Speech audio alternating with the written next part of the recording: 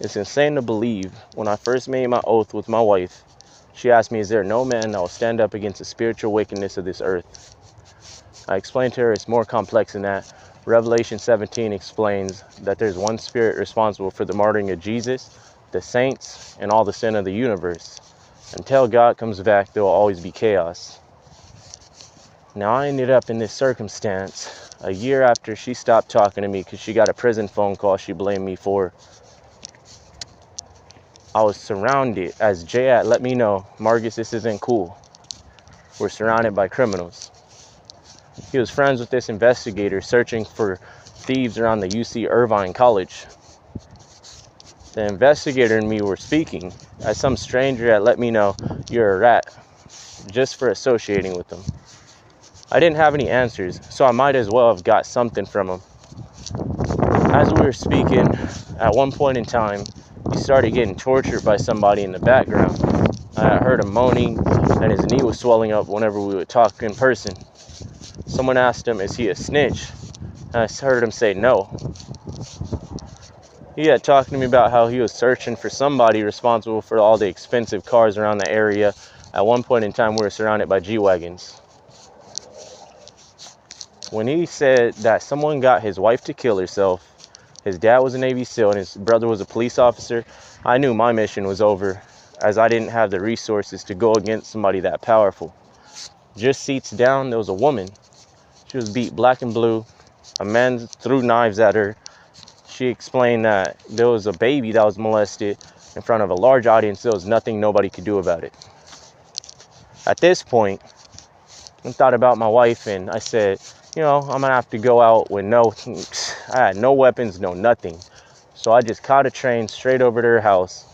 And I seen she was still alive. And when I got there, she ran into her house. She came out with her mom and sister. And her sister asked me where I've been. Her mom ended up saying, go find love, as she pointed a finger at me before she drove off to work and said, I did leave her a lot of messages, and I'm not sure if at one point in time if she blocked me, because actually I do. She only blocked me once I texted her and Natalie at the same time, which in the last video I explained who they were. 2 women I prayed for, and the first one came when I first prayed. A year later, the second. But Stephanie, she hated me for even, she asked me why I prayed for 2 wives. But I'm going to get into the story. The story is more realistic than my spiritual beliefs. So next thing I know, because as they had threatened they put threats up against Natalie too, but I'll explain that later.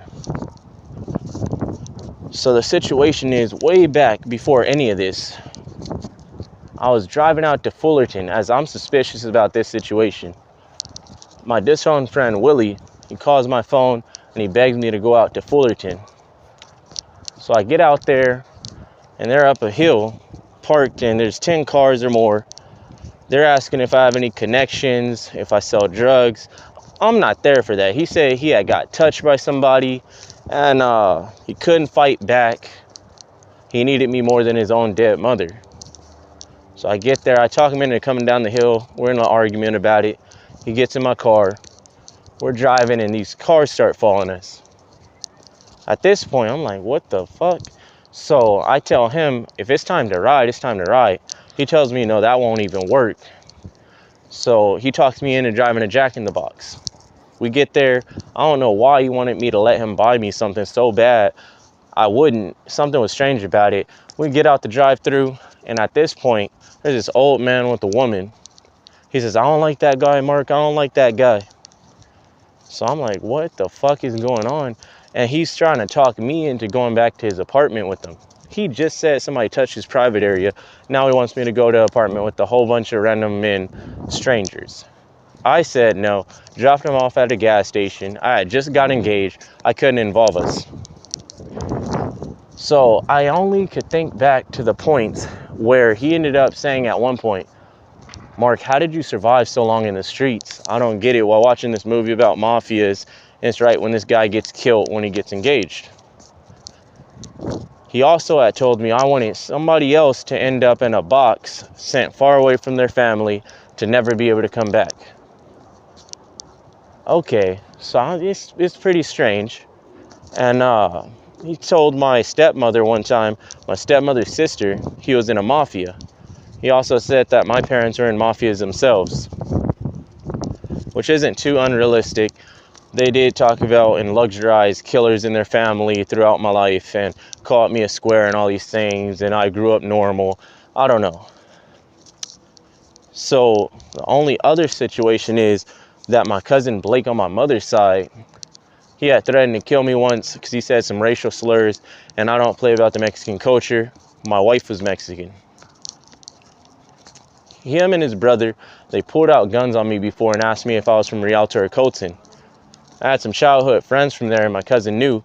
As I said, at the end of the day, those are my brothers. No, I don't bang. Next thing I know, I'm dealing with my own issues in my head, thinking about life, thinking about everything. And I was drunk off Hypnotic and Hennessy. My friend said I was burning out until they couldn't even see the houses. I didn't crash into the lowriders. I didn't, nothing. So they said it was a miracle. I just drove off after that and said I was going to the mountains. I woke up a few miles away on the side of a dirt road with my necklace, an angel Michael above the devil. It was a miracle. That's God's grace. So, long story short, I get kicked out over a sauce cup or a lid or something else in different spots inside of my stepmother's car right after I just got an 18-hour shift job. I'm about to move out with my fiance, which my stepmother really didn't like. She told me I needed to be with the black girl. I was suicidal at the time. I let my girl know that telling them would not help. It would only make things worse. As she wanted to tell them one night, they thought she was acting strange, so my stepmother banned her from the house. As my father, he asked me, what are you even sad about? You have a beautiful woman and a good job. Aggravated, and he really didn't like me. But, you know, it takes more than that in life. But the whole situation is I get kicked out over something really small. So I was just about to move out with my fiance anyways. I get another job. I work a few months. I end up fired from that job. She's with me in the hotel, and she begs me to live with me in my car. I told her the streets are no place for a woman like, you know, like that. That's crazy, because she was actually very beautiful and I love her. So as I took her home and she had begged me to stay in the car, that's when she got a little distant with me and told me that I should have let her stay. So I'm out here in the streets. There's all types of sad stories adding to depression. I got stalked by this man from her old job. I helped her out. I added things up together for her. Once the police came, the man shattered her window on the other side of the parking lot. There was a woman that got raped, security told me, on the side of my female's job. There was this guy in a store. He ended up telling me something about somebody asked what I was going to buy right behind me, and they were following me. I was like, well, what? Now, when I started noticing taggings were towards me, I walked in a Freemason building just to, I don't know, figure it out. You know, why not just check it out? So once I walked out, I started seeing taggings around about Freemasons. Now, I thought back to this point when I was at Trader Joe's working. I was using the restroom and some people started saying personal past history, you know, sexual history with me and my fiance. But I kind of thought it was a coincidence at first. But my fiance did ask me, Marcus, did you hack me? And I started thinking about it. I don't know what caused her suspicion. I never got to know. She never told me. And UC Irvine, I do know one of her friends popped up. He said something about mafias and narcos, cartels. So, and that came up again later in my story. So, as I'm out in the streets, I'm just going through depression, thinking about my fiance. And she calls me one moment and she tells me, Marcus, I got a prison phone call. She tells me she needs to be safe. So she clicks on me. And after that, I started going through so much. It was wild. So I was wondering what that even meant. So as I'm in the streets, there's a whole bunch of gunshots. First, there was a gunshot around the corner. So I started sleeping on top of rooftops. Next, I'm walking from Rialto out to Redlands. There's a whole bunch of gunshots in this random area. I forgot. It was an automatic or something like that. And when I got to Redlands, I got to this point where I sleep around that area, and this car comes sliding down the street, and it slams its brakes perfectly fine. It stops in the middle of the intersection. This man starts pointing at me, backing up, and I just turned my head. I didn't even look at the car, and I went back to where I was gonna go to sleep, because at the time, that's around when I had this vision of Natalie and Stephanie in heavenly thrones, and my Bible was open, and it said, "Those who persevere shall sit in the thrones with God." I didn't have time to figure out what that was really about. There was a woman that ended up telling me that her husband got caught up, and there was a woman in the back of a truck with chains. There was 3 police out there, and my fiance wasn't answering the phone, so I was wondering why she was telling me this. She ended up saying her husband was in the Italian mafia, which I usually don't even speak about. I kept trying to text my fiance. I'm thinking something could have happened to her. I'm stressed out, and why would this woman even tell me this? And, you know, she was actually the same one that I saved when she fell into a wall, and she was bleeding from the head.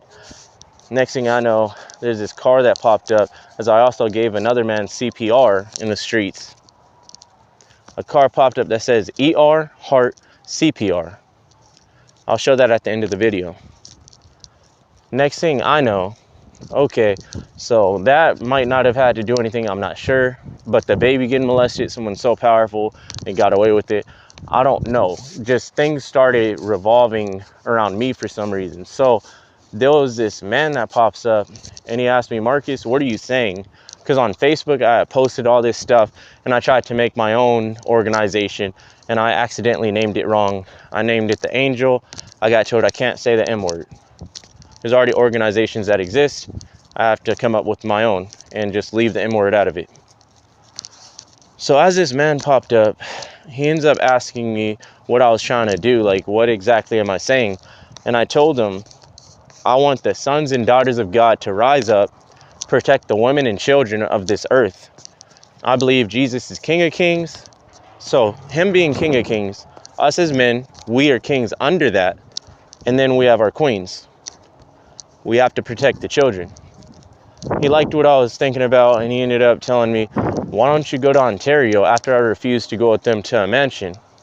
That's not too far out of possibilities. I know out at my Uncle Buddy's funeral, I once got offered by Whack 100's father to come over his mansion. Like I said, I just don't luxurize that lifestyle. I thought about it, but by then, somebody stole my phone in the streets. So this man tells me, you should go over to Ontario. I head over to Ontario, and I knew something was wrong because somebody walks up to me one night. He says, "You're not gonna die. There was somebody else that messed up, and they put everything on you.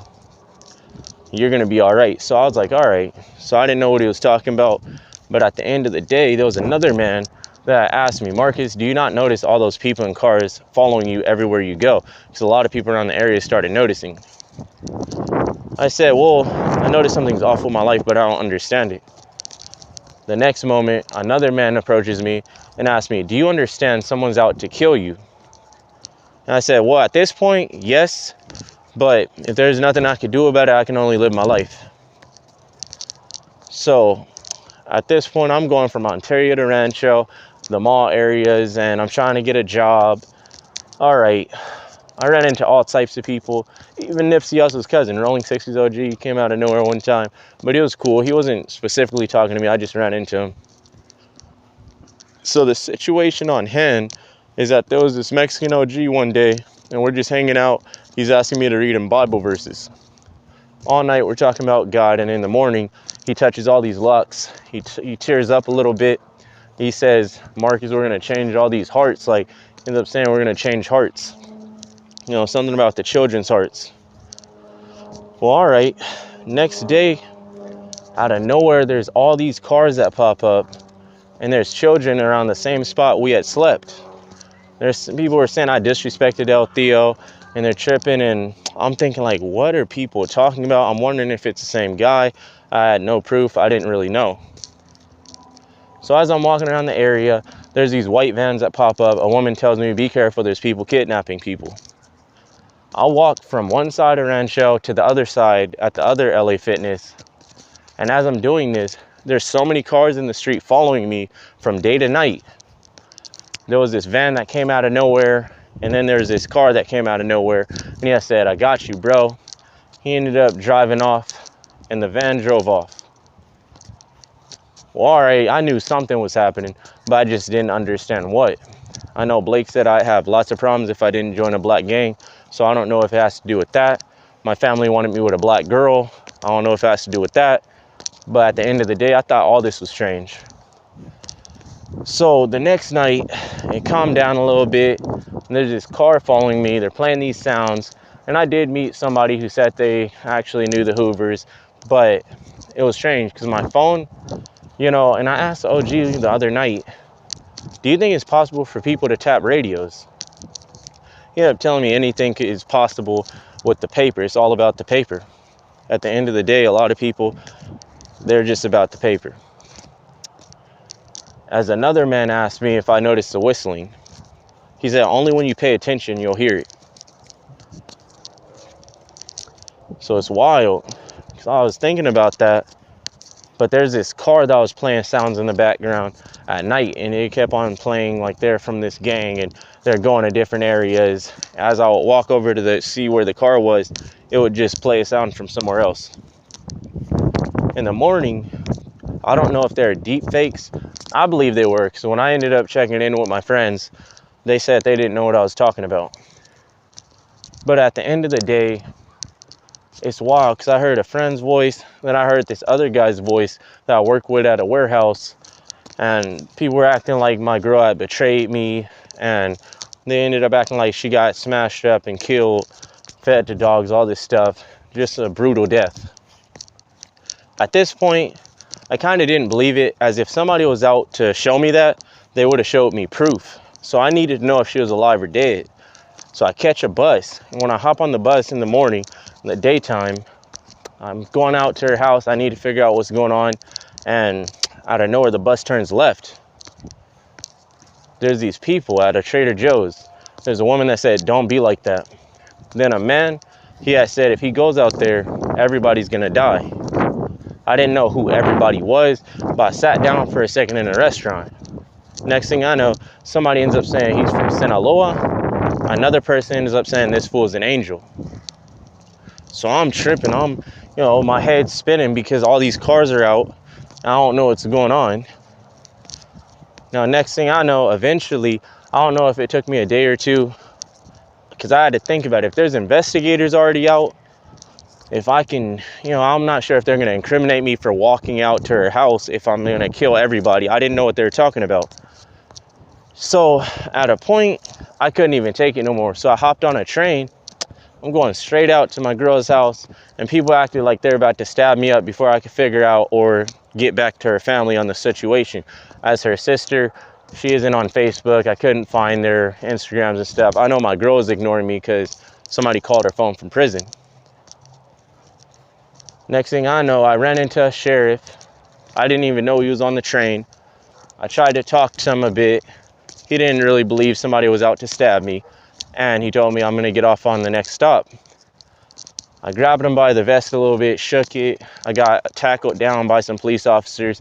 I played it off like I was crazy, so that way I can have one more night to at least think of a plan to get back at whoever would have tried to kill my wife. Or did they not? I was trying to figure out life. So in the morning, I got out the home, and I figured out she left me on scene for once, which she usually didn't do after the prison phone call.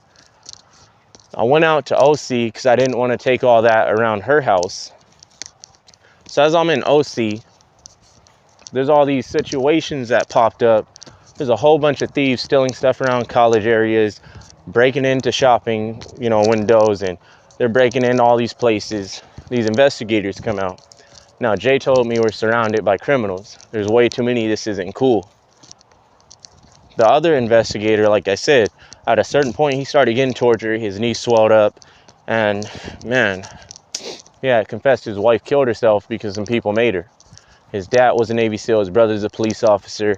This other woman down the way, like I said, she had said there was this man that was so powerful he molested a baby and got away with it. She's beat black and blue. Now all these expensive cars were out. We were surrounded by G-Wagons at a certain point, and I'm thinking in my head, me saving up to get a car just to fight back whatever's going on, it's more than likely 9 times out of 10, I'm not going to be able to win this battle. So I ended up hopping on a train. I went back to my home city, and I ran into her house.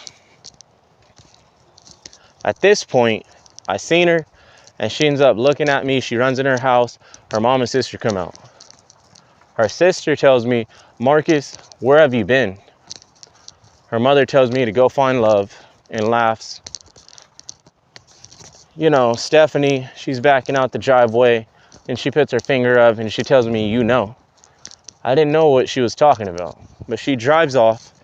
And at this point, I'm thinking like, whoa, if they're all fine, somebody must have been just messing with my head. And I'm walking around my city just, you know, thinking about everything. I was tempted at some point. I was getting drunk every night, and I was just about to talk to this woman from Sonora. So at Del Taco, it's wild. I head to Del Taco. I'm about to ask for a trash bag. A woman comes out the door. She looks very similar to Natalie, and she had wild hair, and she ends up asking me, why would they give you a trash bag if they wouldn't even give me a trash bag? Now this made me black out a bit, as I forgot who walked away first. But what shot through my head is they also in Irvine, you know, my phone was hacked, so they're talking to me through memes. They're acting like I was gonna get chainsawed apart, dipped in acid. This man walked up to me in person and he had asked me if I knew what a can of gasoline was. It was all types of situations going on. So as I'm looking at her, I'm just having flashbacks and my head is just going crazy because somebody posted personal details about me and Natalie that only I know. And when they posted all that online, I couldn't believe it. They already hacked me and they already knew about Natalie. And, you know, that's why I tried to text Natalie and Stephanie at a certain point in time, which I know Natalie's name was forbidden. Stephanie wasn't even playing because that's the first woman I had prayed for. And I met her 2 weeks before I prayed. You know, because I prayed first, and yeah, that's crazy. But Stephanie, I committed myself to her when I met her because another friend told me you have to pray one more time for God's perfect will for you. Now, it was a deep emotion. I was flooded with deep emotion seeing this woman that looked like Natalie, and that's how I blacked out. I forgot who ended up, you know, I forgot. But the situation is, a few nights later, I wake up, I'm headed towards Starbucks. I see a woman that looks just like Natalie, again, the same one, and she's whistling at me. So I walk over to her, and when I do, she's just looking at me laughing. And it was like I blacked out again, thinking about how it's crazy because if I would have died for two women at the same time, one that I for sure I don't believe she loves me. So I thought that people would leave her alone because at the end of the day, if they didn't do anything to my wife, but it couldn't have been her. So she would have said something. I was right there. It was just me and her, but she would have said something if that was her. And I didn't really think it was her all the way. She had wild hair. She looked kind of wild at the moment. But next thing I know, what really got my attention, I'm by CVS, chilling not too far from there. I see this little girl that looks somewhat like her sibling, like Natalie, the real Natalie. It looked like her sibling. And I'm tripping out because I'm tripping out, but I kept calm because I was like, at the end of the day, you know, I'm not overthinking it. She could just look like her. So we're hanging out and she comes out of nowhere and asks me for a light or something like that. She's 17 and she's stuck in this dirt field. You know, I gave her a black blanket, and when we're walking, how I figured out is, you know, I let her know if you want to go to a shelter, because she came to me after hours, so none of the shelters were open. I ended up explaining to her that I sleep right here and here. I explained to her where I was and said, at any time you can come to me if you want to move, because she talked about moving, and she said something about she was just about to finish high school before she had to deal with all this bullshit. She ended up saying she was an immigrant, and you know, she ended up walking into the dirt field, and I let her know she'd come with me, but if she felt more comfortable going into the dirt field, I didn't really understand it. So I ended up walking back to where I slept. I gave her the option. But I'm thinking about it the next few nights. If all these situations occurred, at the end of the day, if somebody by the slight possibility messed with Natalie, I ended up thinking like, if this is a family member, it's crazy because that same night, I had a lot on my head. One of my neighbors, he had said something a long time ago about Stephanie. So on my Instagram, I remember there's somebody that put this meme up about how all these black people went to this house and, you know, they ended up putting her name in it. They ended up saying Melissa and all this stuff like on the meme. So it's another threat. But at the end of the day, I thought about it. So my neighbor said something slick to me a long time ago, and I went to his house, and I'm mad because there's a lot of people on my list that I would have checked just to double check with, and I just don't know where it's coming from. But I banged on his door, and I tripped out.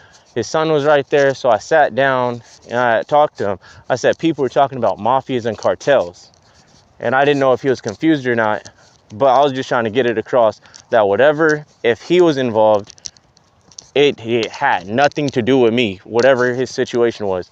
But at the end of the day, I don't know if, you know, that could have been something else. I don't know what that was. But I told him I have love for his daughter. You know, I grew up with her since childhood. So he didn't know what I was talking about. But I went over to the dirt field and I was going to sacrifice my life that night, because if I ever seen the real Natalie, and let that have been somebody related to her, she would have fucked me up if I wouldn't even so I walked out in the dirt field alone by myself with my bare knuckles. I had no weapons on me. I was at least gonna die with her, but I ended up walking out there and I tripped out on everybody, and I ended up asking if there's any pedophiles out here, and I ended up really tripping out there asking if there's a black skin around. That's just how I say black and Mexican, but I was ready to at least take one person down by surprise as I went in the middle of the night. I didn't find her. I was thinking maybe she moved. A few weeks later, a woman comes up to me in the EBT office. She talks about the black blanket girl. I just gave her one. So at the end of the day, I'm on high alert again. And we go over towards the area, and she ends up telling me there's killers. You know, there's killers out in the dirt field, and she can get killed for telling me. I end up telling her, get the girl. And then she said, can she take a friend too? So I was like, all right, just come over here, meet me up at the EBT office, and let's go. Somebody else ends up coming. It's a man, and I follow him back, and then it's a group of men, and I sit next to this guy that flashed a knife at me. I played it off. He ended up asking me for a cigarette. But I'm thinking, all right, so if I already know this is a setup right now, if I get killed right now, it's not going to save her life, and it's not going to change anything. So, all right, I end up deciding I'm going to write a police report and tell the full truth of everything that happened. I do this, and at the end of the day, because first I tried to call the police. One station told me to call the other station. Called the other station. They just thought I was paranoid. They didn't even care. So I ended up writing a whole police report, and I took it to one of the best PDs that there was. So they told me you have to take it to Montclair because that's where I met Natalie. So just in case, because the other thing didn't work because we didn't have addresses. People don't care about homeless people. So just by the slight possibility, I go to Montclair, and I actually ran into an old friend, luckily, because I looked for Natalie's house. I thought I found it one time. It was a blue car, just like, fuck, I shouldn't even say all that. But I mean, I don't think she has the same car anyways now. It's been 5 years. But she ended up letting me know that, you know, the police officer and everything, they couldn't help and all these things. So I ended up trying to find Natalie's house. I couldn't. It's been 5 years. I lost her number because, you know, basically, if we didn't work out, I didn't want to overthink about it because I had prayed for her before I met her and all these things. So I let it go 5 years ago. But at this point, I'm trying to make sure she's safe. So I tried to find her house. I thought I found it. And there was his father. And man, it's crazy. I shook his hand and I was like, are you Natalie's father? And it turned out that was the wrong house. So damn, you know. But a friend of mine, luckily I ran into him. I found her number. I ended up getting really drunk. It took me 2 days to text her. And when I texted her, somebody ended up stealing my phone that same night because I was passed out drunk. I had some stalkers around. So that's why I'm still worried. I'm like, fuck, I'm stressed out. And it's like, man, So at the end of the day, I end up going to Glendora PD. I tried to prove to them that, you know, the hackers, I was on the hackers at that point, because what the hackers do is there's people that follow me and they have my personal information and they say it in the background and then they just like disappear. But it's too many people for me to even go against, just, you know what I mean? I was trying to figure something out.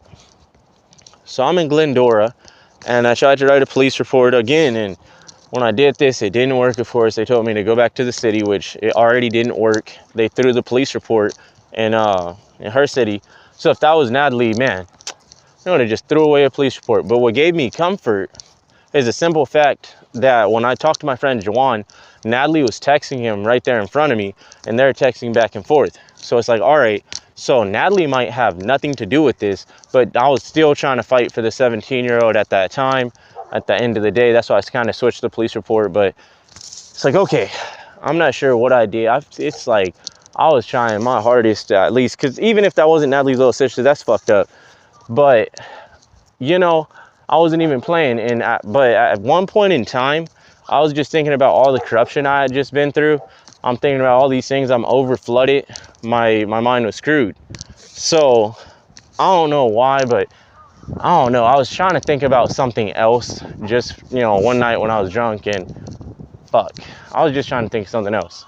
But basically, damn, I'm ashamed, but I ended up searching up women online, and out of nowhere, this car pulls up, and it's Natalie's same car. And I look over towards the car, kind of tripping, like, what the fuck? And she ends up asking me, what are you watching? And I just put my phone down, put my head down, because by the slightest possibility, the real one would have found me in the middle of a situation like that, I would have been tripping. But the car drives away, and I'm thinking somebody was just trying to fuck with my head. Because at the end of the day, that's all everything's about. You know, one person that asked me one time, are you crazy yet? Are you crazy yet? So I'm not sure if people were trying to drive me crazy. But if Stephanie was okay, Natalie should be okay. And then I have to get out the streets, so I'm going to become a bus driver now. And there's no way I'm just going to let, you know, people be in situations like that. But I have to become a bus driver again, or because I was a truck driver. So I have to get out the streets, and I'm never going to allow anything like that to happen again, as I know nobody even cares. So now I'm in a situation where, I don't know, something drew me to Montclair. It's a peaceful city, and I applied. I'm gonna get out of this situation, but really, I'm gonna rename the organization once I can, make a movie about all this, and it's my life story. I know one person randomly told me, a stranger, you cause peace for a lot of people. And I didn't even understand. He just gave me a free meal and told me I cause peace for a lot of people. And, you know, I didn't know what that meant, but I was preaching peace over provocations and love in the streets, sons and daughters of God. So if somebody did look after Natalie and Stephanie when I couldn't, I would thank God for them. Yet I don't know who's trying to mess with my head, sending people that look like them towards me. And it's just a strange situation. Man. But that's exactly what's on my head. Every day, every night. And it's hard to have faith in God with all that on my head. But, you know, I still do. That's the insane part. As I previously stated, I'll show photo proof cars were following me. First, a few honorable mentions I forgot. When I was in OC, around the same time all these things were happening out there, I went out to my disowned mother's house to get my ID. When I get there, I walk in the house, and my disowned stepfather, he's crying. He ends up telling me he could see the dirt on me, I'm going to end up in prison, I'm going to end up shot in the head, and he sounded like he wanted me to get shot. So I'm thinking, where is all this coming from? My mom tells him to stop crying like a bitch, and he ends up saying, but he was laughing. Now the thing is, back in Rancho, when I met the Mexican OG, he disappears. He says something about changing children's hearts. Next thing I know, the next day, that's when all those cars were outside. White vans popped up. All these things were happening. And I linked it together because some people in the background, they're saying all types of stuff, but they also said that I was laughing. Some people kept saying I was laughing and I disrespected El Theo, whoever that is.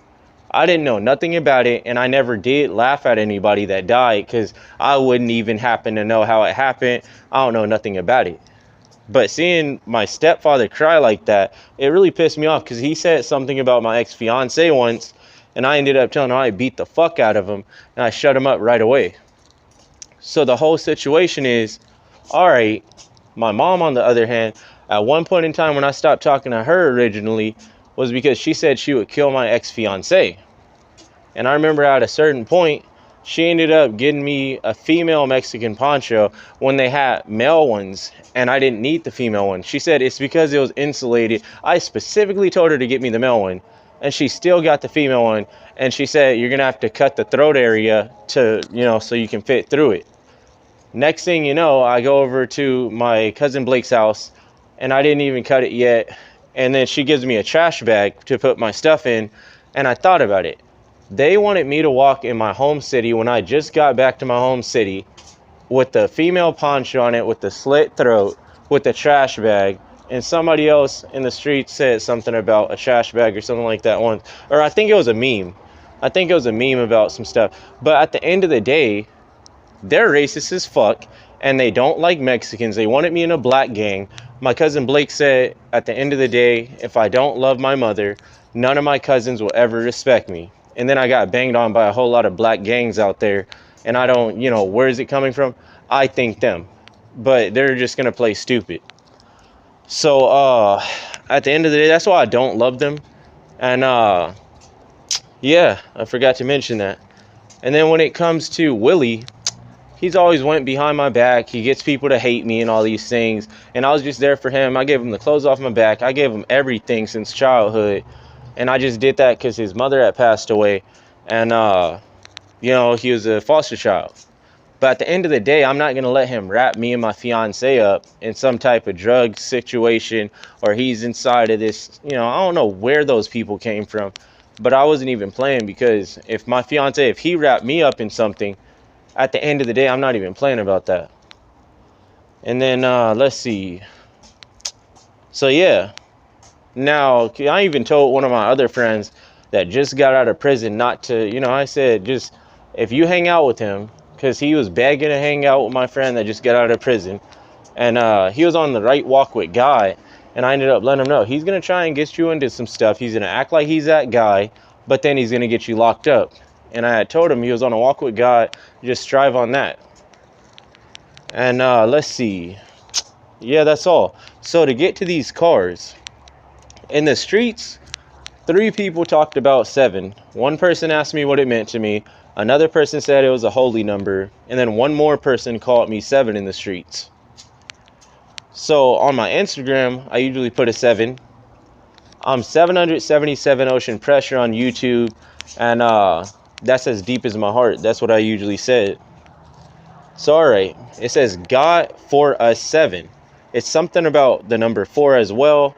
That pops up a lot on my Instagram. I think that's the number of a gang or something like that. But it's going to pop up everywhere I go. This is city to city. So I walk for God. Let God 7. Ace forever. Actor for you. No limit for R. That was in Rialto. Nightmare for you. That was actually in Ontario. My 4 hearts. Now to get more specific, this is where it gets wild. Undeniably, I worked at this tease factory. So okay, first I ended up saying this one. So it ended up saying heart 1 nat HR. The greatest commandment is to love. I was in my HR department, and as I said, my phone's tapped. There was a woman named Natalie in my HR department. So that's why it says heart 1 nat HR. And to prove that, next thing I know, I see a car that says T only. So I worked at a tea factory, and it has heart 1 nat HR. To get even more specific, I was drunk recently, not too long ago, like maybe a few days ago, and I had decided, to get a bottle, and I'm walking to the store, and I had just messaged Natalie. I had let her know that, I had just messaged her, and I ended up saying she's the only black skin I know. So there's a whole bunch of memes about how, there's a black and Mexican girl and personal information and all this stuff. So by the chance, I just messaged her. That's crazy because I already know it's not her. Her account's inactive, and I don't know. I was just drunk, and that's what I did. But next thing I know, it's a card that says Blaxican. That's my word. I just use that to say black and Mexican. That's actually one of the things I prayed for out of the 4 things I prayed before I even met Natalie. So, ER heart CPR. The one woman I had to call an ambulance for, I had to put some type of towel over her head. She was bleeding from the head. She fell into a wall. And the other person, he did a fentanyl overdose, and I gave him CPR. So that's ER heart CPR. That happened all around the same time. All these cars, it happens around the same time. That, the actual, what I'm explaining, it happens at the same time. So, all right. Let's see here. Oh, last one. The most crazy one to me. Oda Reed, Miss Girl. That gives me flashbacks because around the same time the car slid down the street, stopped in the middle of the intersection perfectly, all these gunshots were happening. I'm on top of a rooftop, stressed out, and I asked God why he would give me a dream of Natalie and Stephanie, because I already think about them enough as it is. They hate me, and it's like, well, what's the use? And when I complained to God, I saw existence disappear. Something passed, a bright white light and stars. And I'm talking about, this was a vision. I was wide awake with my eyes open. I wasn't asleep. This wasn't a dream. So that's exactly what I had seen.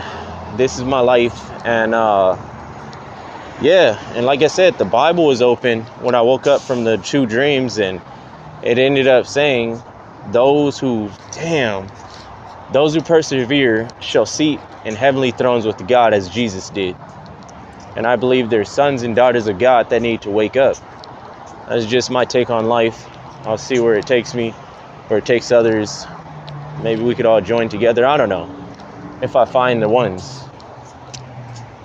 That's what I messaged Stephanie when I seen this mist beyond the stars.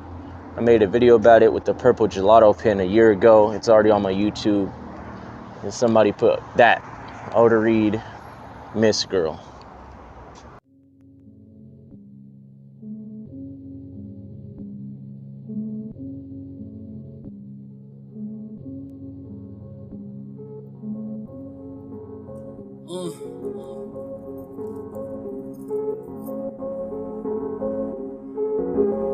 Yeah. Forgotten. Numbers always 1, 3.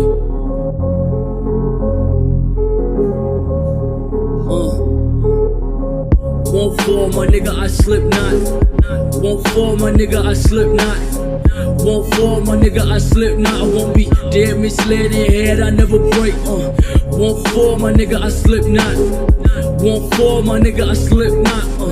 Won't fall, my nigga, I slip not. I won't be dead, misled in head, I never break.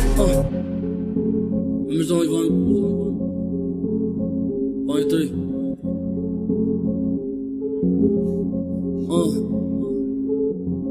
Lost in the pessimistic state of perception. It's been hard to participate in natural instances, and due to my history, I don't know what's next for me, but keep my composure. Fuck over anyone next to me. If Dean Detriment told me love was for negligent motherfuckers that can't seem to keep wearing their head. I'm not self-aware, I'm misled, I'm a hypocrite like the rest. I would kill myself if it benefit all of my fucking friends. I'm sorry, mama, I didn't mean to fucking hurt you. If I detest my worth, I'll show you heaven on this earth. So if alive or in the dirt, I swear to God, you'll be my first priority before the hurt. That means for better or for worse. I said I didn't mean to fucking hurt you. If I did test my worth, I'll show you heaven on this earth. So if alive or in the dirt, I swear to God, you'll be my first priority before the hurt. That mean for better or for worse, I said. Won't fall, my nigga, I slip not. Won't fall, my nigga, I slip not.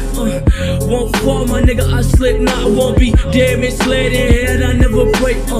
Won't fall, my nigga, I slip not. Won't fall, my nigga, I slip not. Won't fall, my nigga, I slip not. I won't be dead, misled in head, I never break. Through the soulless pit, I never slip, I get a grip. My mind drift to a place where the devil lives. My soul rise to a sky made of abyss with the evidence that I made with the elements. Fuck your settlement, let's settle this now. We're tearing it down, we make these incredible sounds. You cherish it now. The pain that was never announced, we singing it out. They look around confused like they ain't figure it out. Won't fall, my nigga, I slip not. Won't fall, my nigga, I slip not. Won't fall, my nigga, I slip not. I won't be dead, misled in head, I never break. Won't fall, my nigga, I slip not. Won't fall, my nigga, I slip not. Won't fall, my nigga, I slip not. I won't be dead, misled in head, I never break.